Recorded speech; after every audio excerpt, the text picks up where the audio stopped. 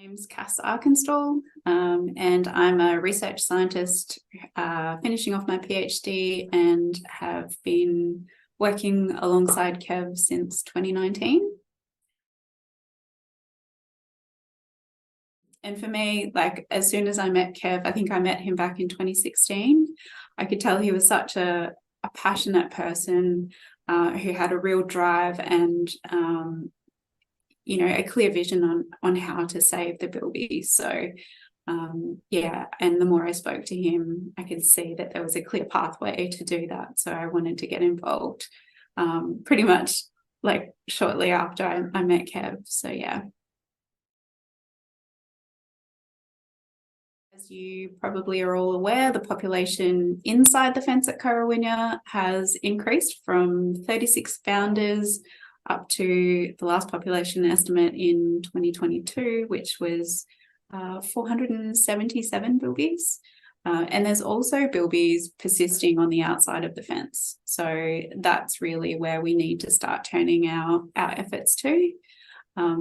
So over the next 12 months, we've got a pretty busy program of field surveys.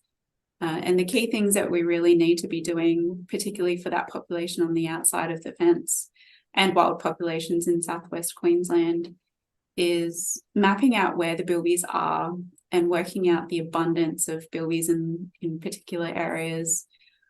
So we'll do that using motion cameras, we'll do track transects, a lot of ground surveying to look for bilby burrows and scats and sign to work out, the abundance of bilbies in the areas where they occur.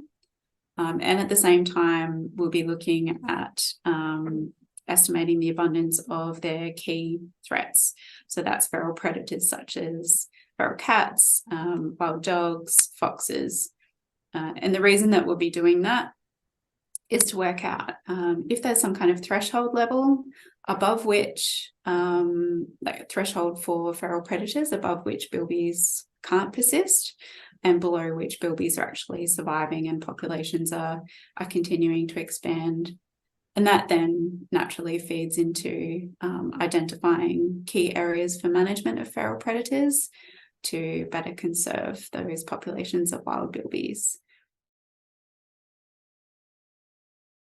So I've summarised it pretty neatly there, but it is a lot of field work, and it'll be more than just Kev and myself. We've got Bilby experts such as Rick Southgate assisting, and there'll be another field team that will come out and assist us. So this is multiple trips out to far western Queensland and also to Currawinga. So it's quite a lot of work. And but we're well on our way to securing those vital populations of bilbies up to that number of 10,000 bilbies. So yeah, that's exciting. So many additional people out at Currawinga assisting with field work, we really need a reliable vehicle to for having people move around safely. And yeah, the Blue Ute, I think she's due for retirement, as Kev said in his last email and video message. So we really need to get a reliable vehicle to keep our team safe out there when we're doing the work.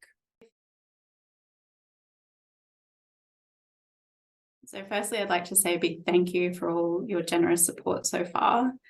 And I'd like to ask you to kindly donate to the work that we've got coming up and for the end of financial year.